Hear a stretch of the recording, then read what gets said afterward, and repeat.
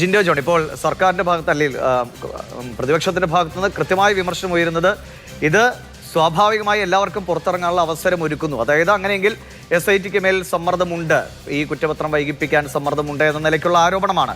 അതിൽ ആ ആരോപണത്തിന് എത്രമാത്രം കരുത്തുണ്ട്? അങ്ങനെ നിങ്ങൾക്ക് സംശയിക്കാൻ തക്ക വിധമാണോ ഈ മൂന്ന് പേരും ഇപ്പോൾ പുറത്തിറങ്ങിയിരിക്കുന്നത്?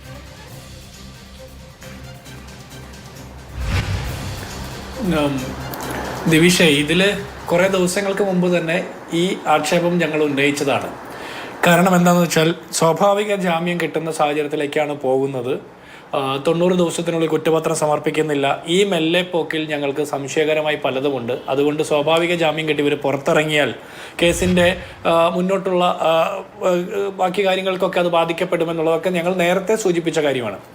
ഇവിടെ ഞാൻ ചോദിക്കുന്നത്, ഈ ശ്രീകുമാർ, സുദേശ് കുമാർ, മുരാരി ബാബു ഇവർക്കൊക്കെ സ്വാഭാവിക ജാമ്യം കിട്ടി. ഇനിയിപ്പോൾ പോറ്റിക്ക് കിട്ടോ ഇല്ലേന്നാണ് കാത്തിരിക്കുന്നത്. അത് കഴിഞ്ഞിട്ട് അഭിപ്രായം പറയാമെന്നൊക്കെയാണ് ആളുകൾ പലരും പറയുന്നത്. ഞാൻ ചോദിക്കുന്നൊരു ചോദ്യം, എന്തുകൊണ്ടാണ് ഇവർക്ക് ജാമ്യം നിഷേധിക്കപ്പെട്ട് ഇവർ 90 ദിവസം ജയിലിൽ കിടന്നത്? ആദ്യത്തെ നിരീക്ഷണം തന്നെ ഇവർക്ക് ജാമ്യം കിട്ടിയാൽ ഇവർ പുറത്താണ് ഉള്ളതെങ്കിൽ ഇവരെല്ലാവരും സംഘം ചേർന്ന് തെളിവ് നശിപ്പിക്കാൻ ഇടയുണ്ട് എന്നുള്ളത് കൊണ്ടാണല്ലോ ഇവരെ റിമാൻഡ് ചെയ്തത്. അപ്പോൾ 90 ദിവസത്തിന് ശേഷം ഇവർ ഓരോരുത്തരും പുറത്തേക്ക് ഇറങ്ങി വരുമ്പോൾ പുറത്തേക്ക് ഇറങ്ങി വന്ന് ഇവർക്ക് പുറത്ത് ഒരു സംഘം ചേർന്ന് തെളിവ് നശിപ്പിക്കപ്പെടാനുള്ള സാധ്യത നിലനിൽക്കുകയല്ലേ? അപ്പോൾ 90 ദിവസം മുമ്പ് ഏത് വിഷയത്തിലാണോ ഇവർ റിമാൻഡ് ചെയ്യപ്പെടാൻ ഉണ്ടായ കാരണങ്ങൾ, അതേ കാരണങ്ങൾ കാര്യങ്ങൾ ഇപ്പോൾ നിലനിൽക്കുകയല്ലേ? ഇവർ പുറത്ത് വന്നാൽ തെളിവ് നശിപ്പിക്കപ്പെടില്ലേ? അപ്പോൾ 90 ദിവസം മുമ്പ് നശിപ്പിക്കപ്പെടാവുന്ന തെളിവ് 90 ദിവസത്തിന് ശേഷം നശിപ്പിക്കപ്പെടില്ല എന്ന് SITക്ക് ഉറപ്പുണ്ടോ? അല്ലെങ്കിൽ മറ്റേതെങ്കിലും സംവിധാനങ്ങൾക്ക് ഉറപ്പുണ്ടോ? ഇവിടെ സ്വാഭാവിക ജാമ്യം കിട്ടുക എന്ന് പറഞ്ഞാൽ അവർക്ക് അനുകൂലമായിട്ടുള്ള സാഹചര്യം ഒരുക്കപ്പെടുക എന്നുള്ളത് തന്നെയാണ്. അതിനുശേഷമുള്ള അന്വേഷണത്തെ കുറിച്ചിട്ടൊക്കെ നമുക്ക് പിന്നീടല്ലേ പറയാൻ പറ്റുള്ളൂ. നിലവിൽ ഇതുവരെയുള്ള അന്വേഷണത്തിൽ നമ്മൾ മുൻപേ പറഞ്ഞിട്ടുള്ളതാണ്, ഇക്കാര്യത്തിൽ കഴിഞ്ഞ ത്രിതല പഞ്ചായത്ത് തെരഞ്ഞെടുപ്പ് സമയം തൊട്ടേ ഇതിലൊരു മെല്ലപ്പോക്കുണ്ട്. ആ മെല്ലപ്പോക്കിന്റെ ഭാഗമായിട്ടാണ് പലരെയും ചോദ്യം ചെയ്തതിൽ ഇടവേളകൾ വരുന്നു, അറസ്റ്റ് നടപടികൾ വൈകുന്നു. കോടതി പോലും ഇടപെട്ടതിന് ശേഷമാണ് പല പ്രതികളെയും അറസ്റ്റ് ചെയ്യുന്ന നടപടിയിലേക്ക് SIT പോകുന്നത് അടക്കമുള്ള കാര്യങ്ങൾ നമ്മൾ കണ്ടത്. അപ്പോൾ ഇതിൽ കേരളത്തിലെ ആഭ്യന്തര വകുപ്പിന്റെ ചില ശ്രമങ്ങൾ, ഇടപെടലുകൾ ഉണ്ട് എന്നുള്ള സംശയം ബലപ്പെട്ടുകൊണ്ടിരിക്കുകയാണ്.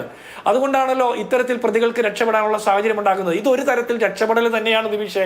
90 ദിവസത്തിന് ശേഷം സ്വാഭാവിക ജാമ്യം കെട്ടി പുറത്തിറങ്ങുന്ന പ്രതികൾ ഇനി ഈ കേസിന്റെ ബാക്കി വിചാരണ വേളകളിലൊക്കെ അവർ പുറത്തായിരിക്കുമല്ലോ. സ്വാഭാവികമായിട്ടും അങ്ങനെ പുറത്താകുമ്പോൾ ഇവർക്ക് തെളിവ് നശിപ്പിക്കപ്പെടാനും മറ്റു ഗൂഢാലോചനകൾ നടത്താനും ഒക്കെയുള്ള സൗകര്യങ്ങളുണ്ട്. ഇതിൽ യാതൊരുവിധ മറ്റ് അഡീഷണൽ കണ്ടെത്തലുകൾ ഇല്ല എന്ന് പറഞ്ഞാൽ SITയുടെ ഭാഗത്തു നിന്നുള്ള മെല്ലെപ്പോക്കിന്റെ ഭാഗമായിട്ട് തന്നെ വേണം നമ്മൾ സംശയിക്കാൻ. ആ സംശയം ഓരോ ദിവസം ബലപ്പെട്ടുകൊണ്ടിരിക്കുക. ഇതിലൊരു കാര്യമുണ്ട്, കേരളത്തിൽ CPM-മായി ബന്ധപ്പെട്ട ഉത്തരവാദിത്തപ്പെട്ട സഖാക്കന്മാരടക്കം ജയിലിൽ കിടക്കുന്നു. ഈ സംസ്ഥാനം ഭരിക്കുന്ന സർക്കാർ തന്നെ ആരോപണത്തിന്റെ, ആക്ഷേപത്തിന്റെ, സംശയത്തിന്റെ നിഴലിൽ നിൽക്കുന്നു. സംസ്ഥാനം ഭരിക്കുന്ന ദേവസ്വം ബോർഡ് മന്ത്രി അടക്കമുള്ള ആളുകൾ ആക്ഷേപത്തിന്റെ മുൻപിൽ നിൽക്കുന്നു. സംസ്ഥാന സർക്കാരിന് പോലും ഒരു അക്ഷരം പറയാൻ പറ്റാതെ നിൽക്കുന്ന ഒരു സാഹചര്യം. ഇത്രയും ഉന്നതരായിട്ടുള്ള പ്രതികൾ ജയിലിൽ കിടക്കുന്ന സാഹചര്യത്തിൽ പോലും ഈ കൂട്ടുപ്രതികൾക്ക് ജാമ്യം കിട്ടുക എന്ന് പറഞ്ഞാൽ ഇത് തെളിവ് നശിപ്പിക്കപ്പെടാനുള്ള സാഹചര്യം സൃഷ്ടിക്കപ്പെടും, ഇവർക്ക് രക്ഷപ്പെടാനുള്ള സാഹചര്യം സൃഷ്ടിക്കപ്പെടും. അപ്പോൾ കോടതി കുറെ കൂടി ജാഗ്രതയോടെ ഇത് കണ്ടിട്ട് ഉണ്ണികൃഷ്ണൻ പോറ്റിയുടെ അടക്കമുള്ള ജാമ്യ നടപടിയിൽ വേണ്ടത്ര ക്രമീകരണം സ്വീകരിക്കുമെന്നുള്ളതാണ് ഞങ്ങളുടെയൊക്കെ പ്രതീക്ഷ.